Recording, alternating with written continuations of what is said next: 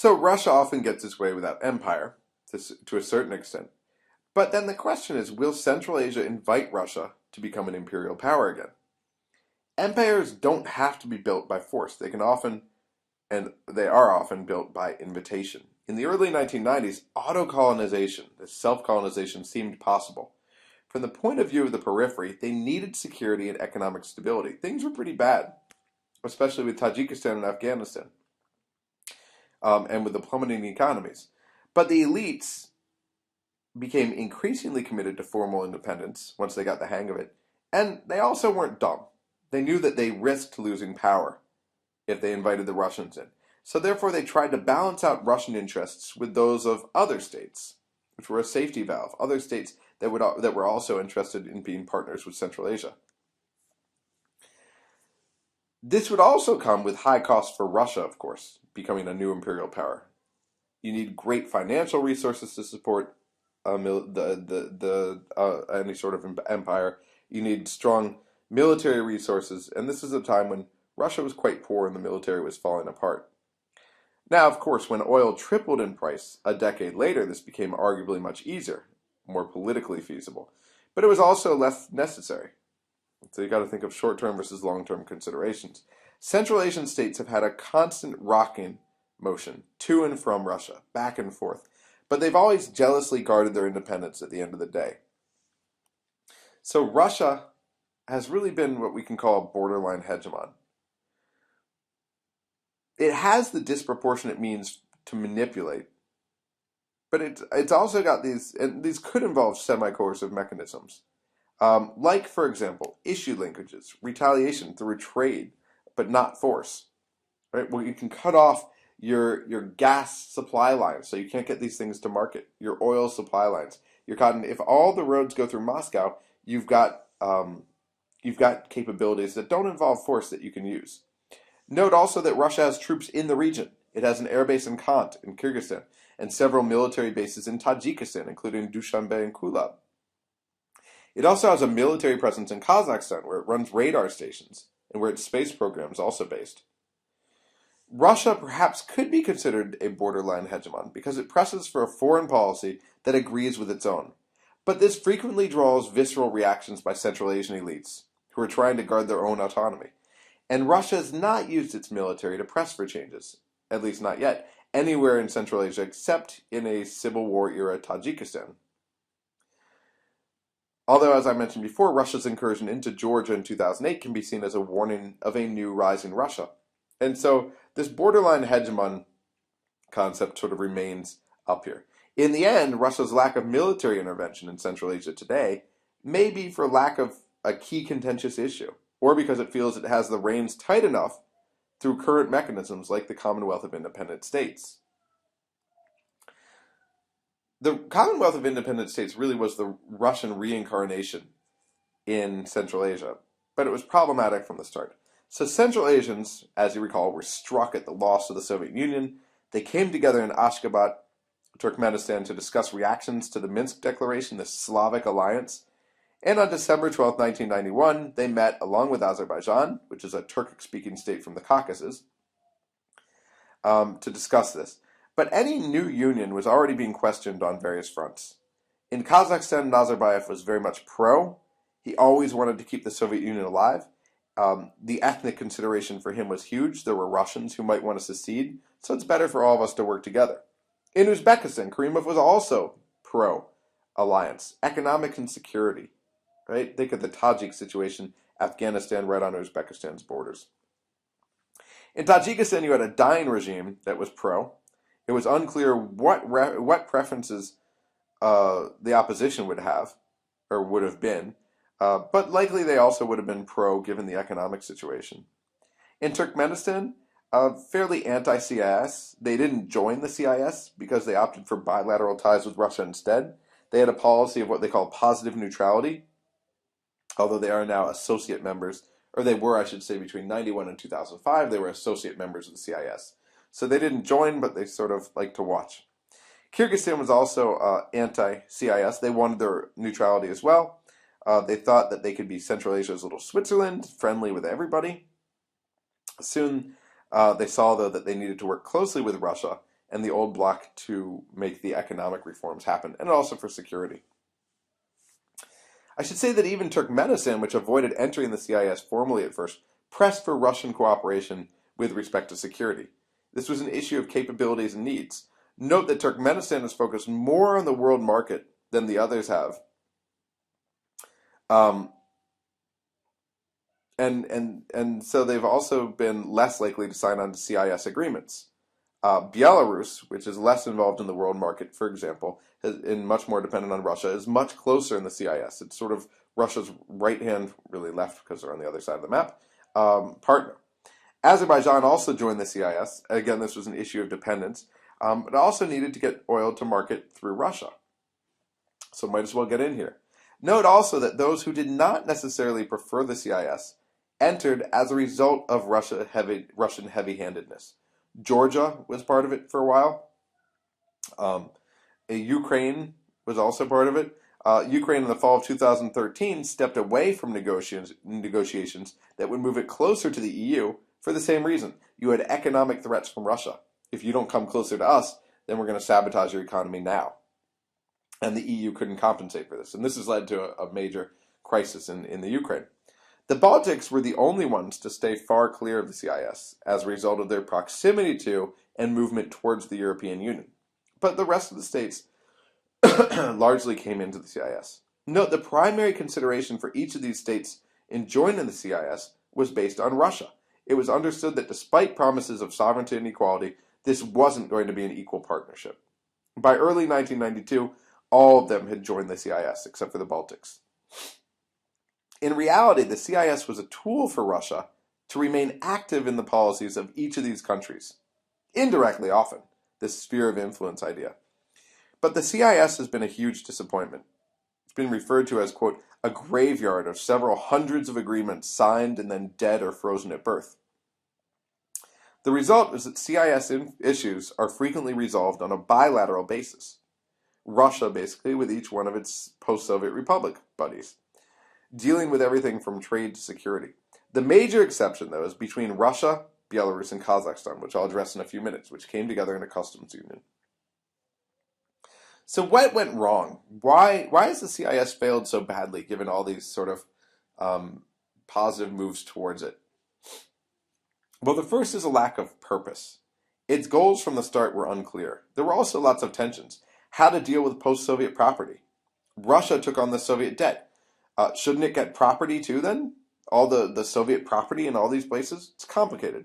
If Russia gets all the tanks back, it still can't get all the buildings back, can it? Or can it? Ooh. Imagine Russia trying to take back the buildings, right? We took all the Soviet Union's debt, so maybe we should take back all the buildings and sell them to, privatize them, and we should be the beneficiaries. A second issue here is that each successor state seems to have a different understanding of the CIS mission and the character it should have. Everyone in the region accepts that it's transitional, that it should be the stepping stone towards something. But beyond that, it was really unclear. Transition to what? Some, especially those closer to Europe, envisioned it as a, quote, civilized means to divorce, to deal with lingering issues in the 1990s, and then it would die away. In the meantime, it would maintain some degree of capacities that the new state still lacked. Economic functions, military, border patrol functions. So that was supposed to be its purpose for some of them. Others, though, saw these functions as the beginning of something much broader, much more authoritative and long-standing. Most Central Asian states, especially led by Nazarbayev, hoped that the CIS would evolve into a permanent, tightly knit organization. And again, more on that in a minute. But even these states had lingering fears of a return to the Soviet era. It goes back to the role of nationalism. All these states were weary of a return to empire where Moscow would again be in charge. And this leads to inherent tensions in an organization where Moscow is truly in charge. Russia also didn't see this as a permanent integrated institution, by the way. But it was also weary of limiting its own actions in economic or security spheres, of overcommitment. But it has been it has seen the CIS as a tool to legitimize and institutionalize its influence in much of the post-Soviet world. Now, finally, there have been significant tensions because of the huge weight carried by Russia, and the frequency with which Russia acts unilaterally in various spheres, which has led many proponents of the CIS to sort of alternate between praising it and condemning it. This very ambiguous position. Some of them, Uzbekistan, keeps coming and going. Another factor here is assistance. If Russia wants to be the big player in the new system, it has to pay in. And for much of the CIS's existence, Russia has been unwilling or unable to provide economic assistance to the countries in its new bloc. For example, remember that they dismantled the ruble zone. They forced countries to produce their own currency. Well, this isn't a great way to gain favor for the CIS. So here's some examples of failure. The first one is the ruble zone.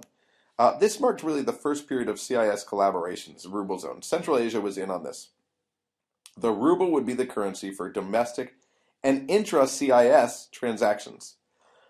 So trade between Kyrgyzstan and Belarus, for example, would be in rubles. Trade between Kyrgyzstan and Ukraine, which didn't sign on to this, would be in dollars or Deutschmarks. And remember, dollars, hard currency, is much more difficult for them to get. So they're not going to trade as much with the Ukraine. So it's in everyone's interest to sign on to this.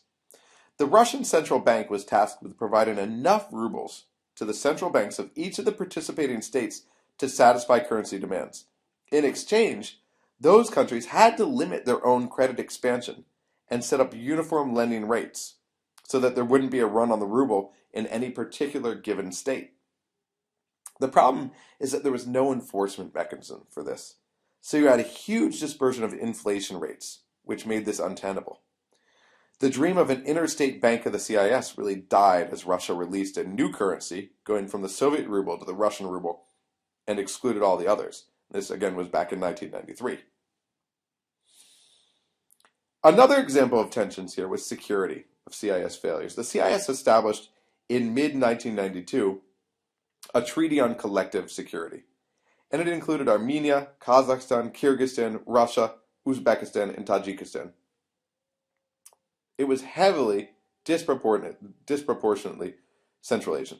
The only reason Armenia got in there was because it needed promises of assistance should the Turks take up an aggressive position with them in regard to their own conflict with Azerbaijan. Azerbaijanis being Turkic peoples. In 1993, Georgia and Belarus also joined this treaty on collective security. Collective security was weak, though. This was a function of sovereignty being jealously guarded in each one of these states. Signatories promised to consult on important security matters, like provide mutual assistance in case of attack, but the treaty was good for only 5 years, and then it could be renewed. It wasn't a long-standing treaty like NATO had been. Signatories were also initially weary of Russia, which was unwilling to limit its own freedom of action. Indeed, the Russian parliament refused to ratify it at first, saying it was too rigid. But by the end of 1993, the Russians ratified the treaty based on this idea that the collective security treaty would serve as a legal base for Russian interference in the near abroad. And this was terrifying. Signatories were hesitant, since this was clearly not a new Eastern NATO, a partnership of some equality. For example, the U.S. is at the top of NATO, but Great Britain and France, they've also got nukes and strong militaries. The same couldn't be said of collective security members. The only really powerful one was Russia. Georgia and Uzbekistan withdrew from this in 1999, but then a year later, Uzbekistan joined the Shanghai Cooperation Organization, which is really Central Asia minus Turkmenistan, and then plus Russia and China, and overwhelmingly focused on security and anti-radical Islam. So in other words, the Treaty on Collective Security really died, and a new form was born in something else with China. So Russia was not the hegemon anymore. All this highlights not just concerns with Russia, but also varying intra-CIS conflicts and policy directions. Georgia, for example, can't wait to join NATO. Overall, there are 3 core members of the CIS: Russia, Belarus, and Kazakhstan. Nazarbayev has been such a proponent of the CIS that when it seemed it was failing in 1994, he even proposed a Eurasian Union, like the European Union, but of Central Asia. It would have a single currency. It would be composed of supranational organizations that once their decisions were made would become binding on those of the member states. It would coordinate, make sure that they all had common foreign policies, economic and defense policies as well. The Eurasian Union has been attacked as a liability for new state sovereignty, but the most vicious attacks came from Karimov, who is rivaling for leadership in the region with Nazarbayev. Nazarbayev has also pushed other initiatives that have been more successful, at least with Russia, Belarus, Kazakhstan, and Kyrgyzstan. For example, there was a CIS customs union which created a common trade border, but it was a really measured success up until very lately. So the CIS was largely it was largely nothing. It was largely nothing for most of the member states, except that it was a good platform for a few of those states, in particular Belarus, Russia, and Kazakhstan, and lately Kyrgyzstan, to get on board in a much tighter relationship in the long run. But all this brings me back to a couple important dynamics behind all these attempts at unification. First of all, generally, you've got very pro-Russian attitudes among many Central Asian elites. Remember, there are various categories of elites, but certainly the political elites, also business elites, university elites, who were Russian educated and find it easier to work with the Russians than other potential new partners. So this pushes them naturally, if warily, in the direction of Russia. A second thing here is that these same elites have proved cautious at the end of the day, given fears of new imperialism. So they use the West to hedge their bets. For example, they each joined the OSCE, the Organization for Security and Cooperation in Europe. And all but Tajikistan joined NATO's Partnership for Peace, which doesn't really do much. But it's at least a way to hedge bets and say, hey, we're involved with NATO too. They also took lots and lots of aid from the West. Economically, we also saw an early movement away from the CIS. Rather than providing a market for members sought more lucrative markets abroad, where they didn't have to barter and could count on getting paid, because that wasn't always the case with Russia. By 1995, only 40% of Central Asian trade was with other CIS countries, and that continued to fall. And today, in 2013, a quick glance at trading partners reveals much less dependence on Russia than before.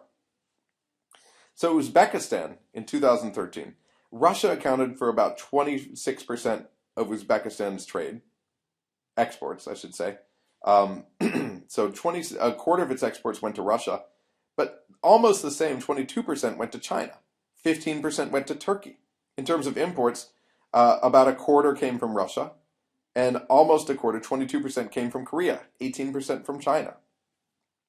Tajikistan, much stronger ties with Turkey, 27% of its exports going to Turkey. Russia gets 20%.